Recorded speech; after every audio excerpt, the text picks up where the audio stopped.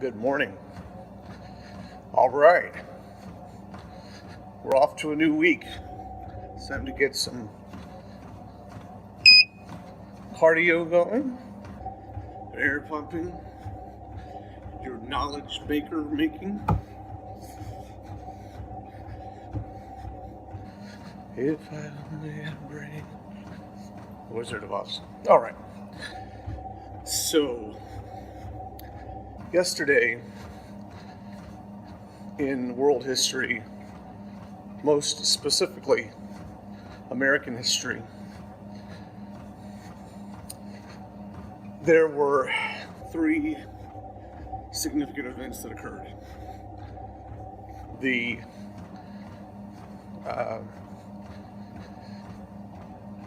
accident that happened in Pennsylvania, well, not accident, there were accidents, but the incidents involving planes. One would be the most notable that people discuss is the two planes that struck the World Trade Center towers in New York around 8 in the morning. Really, I think it was closer to 9. It was in the 8 to 9 o'clock hour, New York time. I believe that's what it was, yes. The plane that hit the Pentagon, it crashed into the side of the Pentagon, which you may or may not be recalling because most attention goes to the Twin Towers, but there were people killed when the plane hit the Pentagon. Obviously, those on the plane and some of those people working in the area of the Pentagon. And then the one for which we should be thankful because it had, I think they said it was originally going to go towards the White House at the time. But United Airlines Flight 93, which crashed in Pennsylvania because the passengers fought back, ultimately got into the cockpit, and whether they got a hold of the controls or they did not make it in time before the plane was sent into a nosedive, they still prevented it from completing its original course. And we should all be thankful for that. It's that kind of heroism that I'm sure any of the other passengers on any of the other planes would have shown had they had the opportunity. So there's a lot of controversy surrounding the planes specifically that hit the World Trade Centers. And it's not Center, it's Centers. Or Center Towers. Because there are people who say that the planes did not look like they had the general look of airline jets, but they did not have windows. Some people say there's a lot of controversy surrounding whether that actually was real or not. Not they crashed, but whether they were actually commercial airlines. But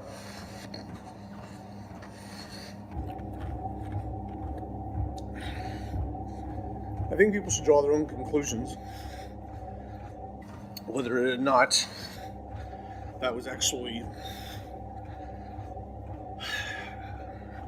under what circumstances that occurred, whether it was really American Airlines planes or whether it was planes that took their place one way or another. I don't know enough about it. I'm assuming that they maintained tracking of those planes, but I can't recall if I heard they lost tracking of the airlines of those particular planes during flight or not. But regardless, I think that's a word. May not be, but the people died. 3,000 people roughly died. So this leads to something that happened yesterday, which I think was very sad, even though I'm not a big fan of this candidate.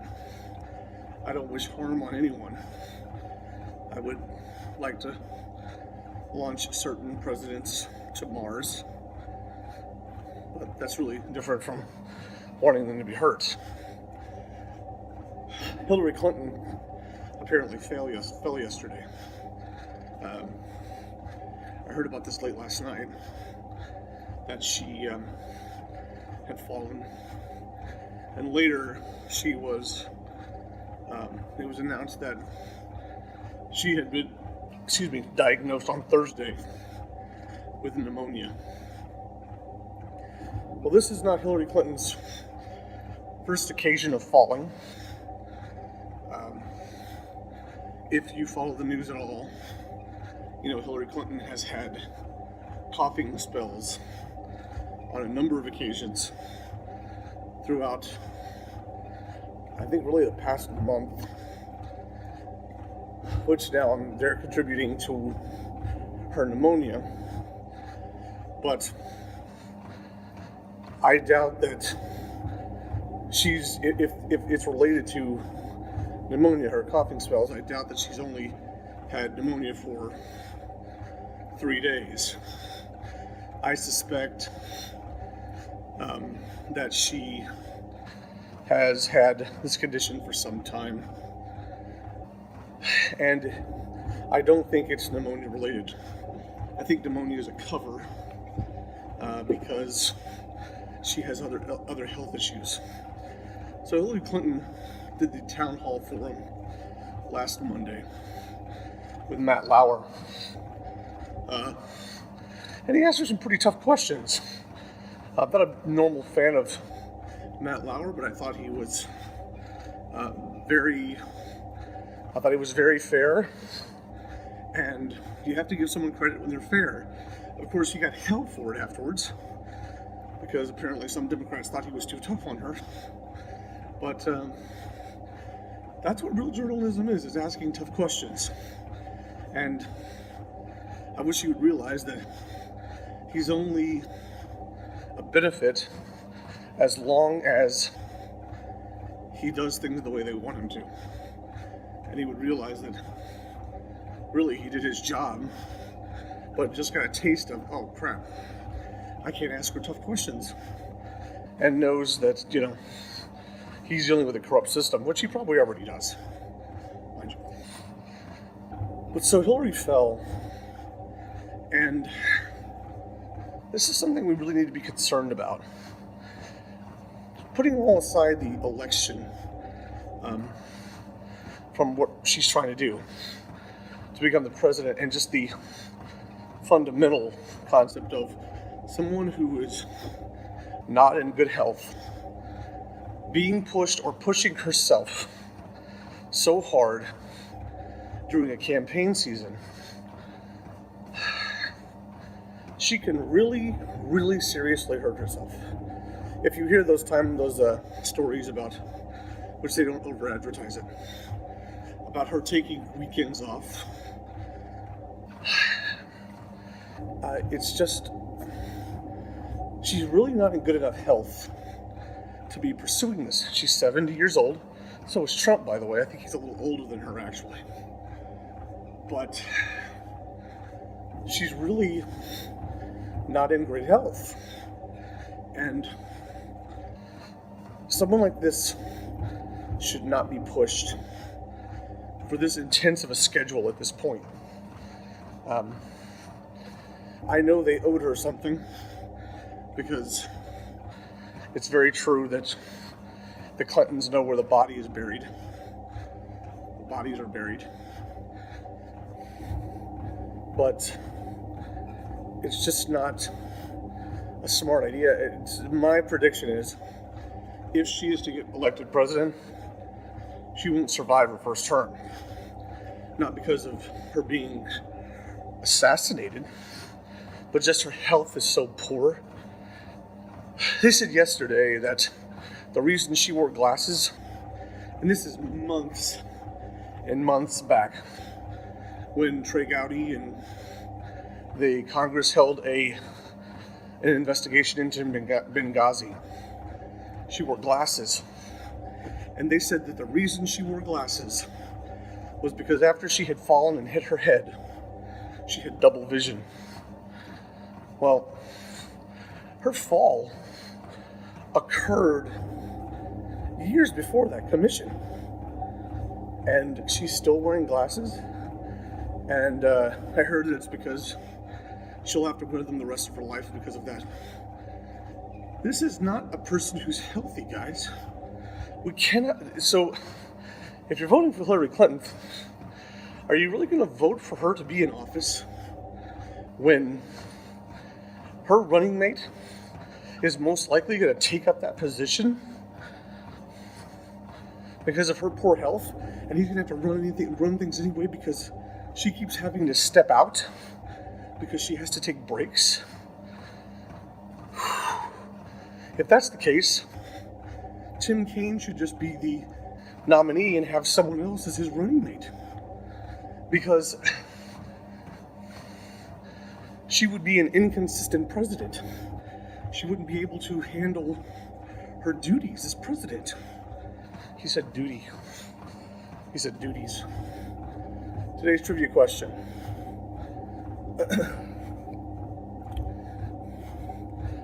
George Santayana is famous for what quote about history? So, I'm really concerned about her as a person and disappointed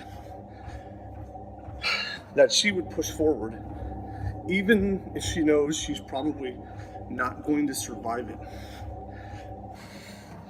She's taking away time from her life because there's so much stress associated with becoming president. We'll see how this impacts her polls this week. But I'm sure this will impact her polls. You would think it would, because if you start voting for her more because you feel sorry for her, and they've got you because you're not voting practically. You're voting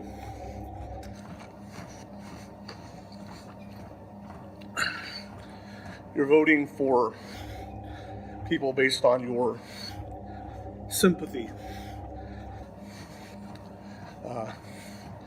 for what they're going through. Actually, the word's not sympathy, it's escaping me right now.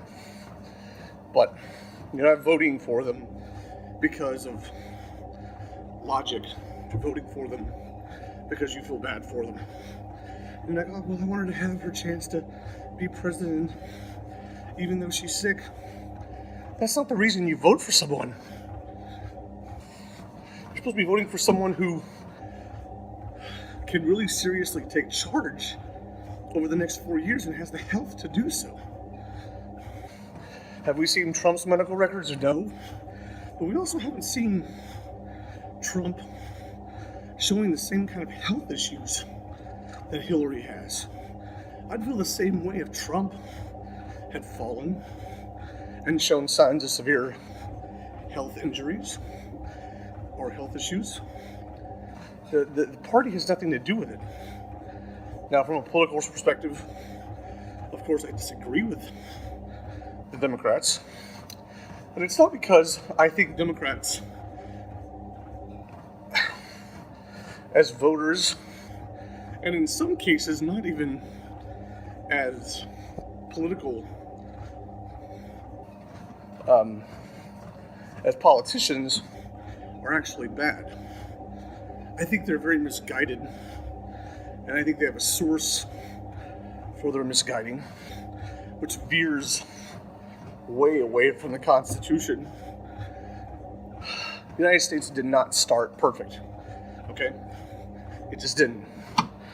But nothing starts perfect. It's like creating the light bulb or anything like that. We have some interesting facts coming up probably in this week about interesting facts about that, but the light bulb and other inventions in history. But it doesn't start out perfectly. But I want you to realize that I want people to know. This is why I say knowledge is power. It's very important. So I want you to think about all the history that we're taught in school and all the history that we're not taught in school. So if you're a black person in America, you're taught that white people slaved black people. It's sort of a straight down the line type of discussion. But that's not actually true. In the South, during the 1800s, only about, it varies in rumor or determination based on how they sort of calculate it. Between 4.8 and 6% of whites in the South actually owned one or more slaves. The word is owned just because of the way they handled it. I hate slavery. I think it was evil, but I'm hoping that kind of goes without saying. Overall, in the United States at that time, including the North, only about 1.5% of the white population owned slaves. Do you know who owned more? Jewish people. Jews owned between 40 and 75% in Jewish homes. Jewish families owned between Jewish homes on average, 40 to 75% of Jewish homes, that's what I was looking for, had slaves, one or more slaves. And by proportion, based on how many black people there were in the United States at that time, 28% of black people owned one or more slaves. So it's not as cut and dry as white people did it. As a matter of fact, the Irish were slaves. So here's the difference between the normal Irish slave and the normal black slave.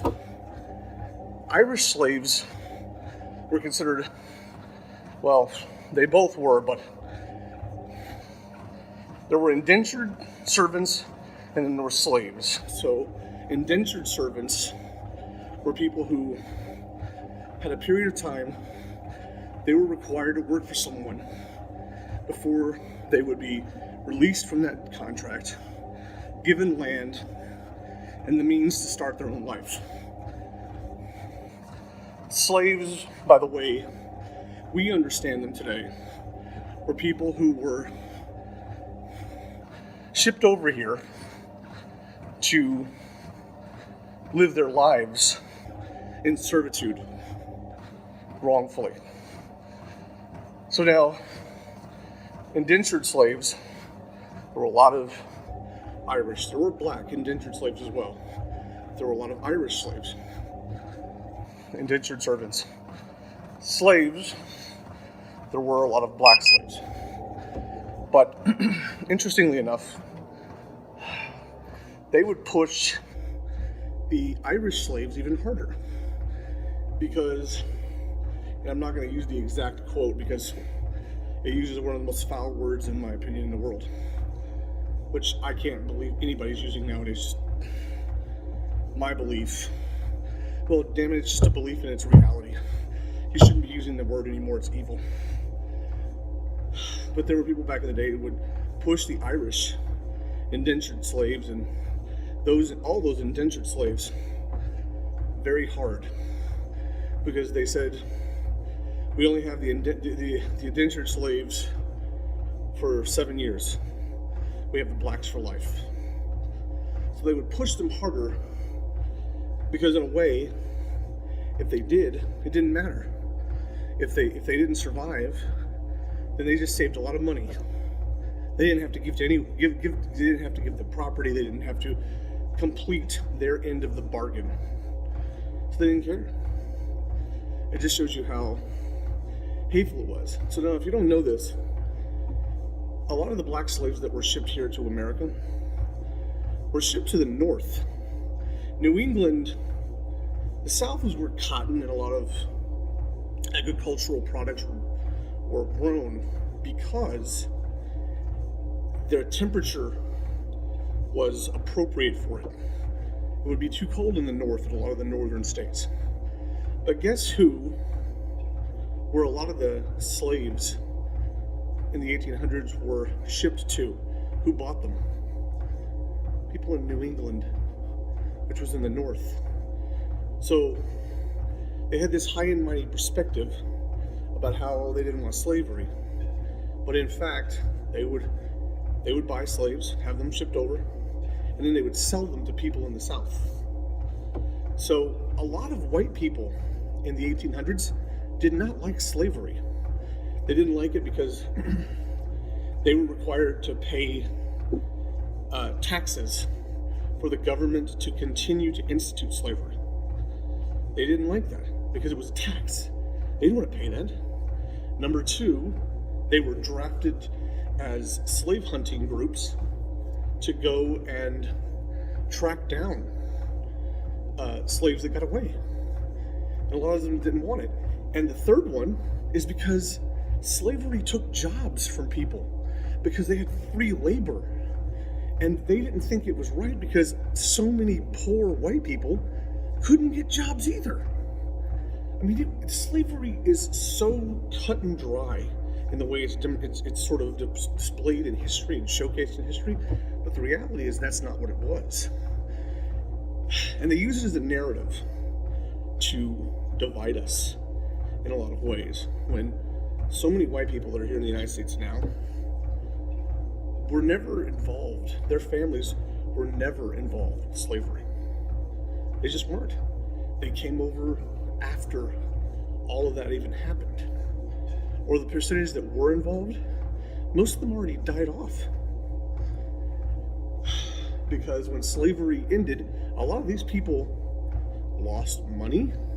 The ones that actually owned slaves, they lost money. They went down.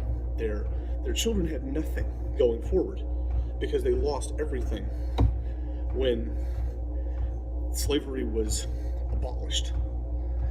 The problem is that we didn't have enough civil rights for black people back in the 1800s, and that's the biggest problem.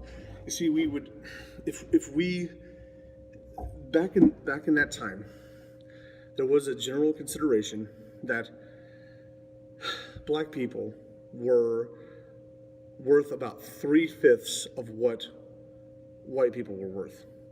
You see, even though there were black people who were free and who actually even owned slaves, they were still considered less. If they had money, they would take it from them. They had no problem taking their money and letting them be a part of the community. But as far as where they felt they were, that's one of the problems that started with the foundation of the country. And this is what we have to learn about the way things are handled in history. You do have to learn that people, that just like with homosexuality, that just because we started that way doesn't mean we shouldn't go, okay, everybody's equal, men and women. Because women went through a tremendous amount of oppression as well back then. But this is the things we do have to learn. That eventually this has to be, okay, it's equal. Everybody's equal, and it should be based on merit and skill and effort. We'll get into some of the other topics. I actually ran out of time, didn't even believe it. The answer to today's trivia question is that he is best known for what most people say is, the quote is, Those who don't learn from history are doomed to repeat it. The actual quote is, those who do not remember the past are condemned to repeat it. I think that's the exact quote. Those who do not learn from the past are condemned to repeat it. So that's it. There's so much more on the topic, and I hope people will go and research it, because it's a tragic time in our history, but it's also painted in a certain way that I think creates more division between us than really should be. It should just be looked back on as this is a horrible time in our past, and we have to move forward together. Great quote is, one of my favorite quotes is, united we stand, divided we fall.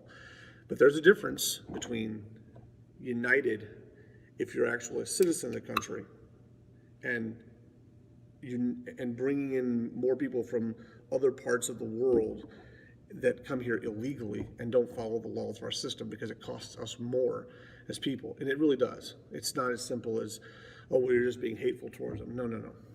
There's an economic impact from illegal immigration, especially when it's overwhelming like it is right now in our population, when we have, so many people, almost a third of the people out of the workforce in the country. A little less than a third of our population, but almost a third of our population is out of the workforce. And bringing in more people just impacts it. They say, well, they're just looking for jobs. Well, they may be looking for jobs, but they can still go through the normal process of becoming citizens. And if you can't follow that process in order to become a citizen, then you probably shouldn't be a citizen. All right, I talked too much. Well, you got the quote. Take care of yourself. Have a wonderful Monday, and I'll see you tomorrow. Be well.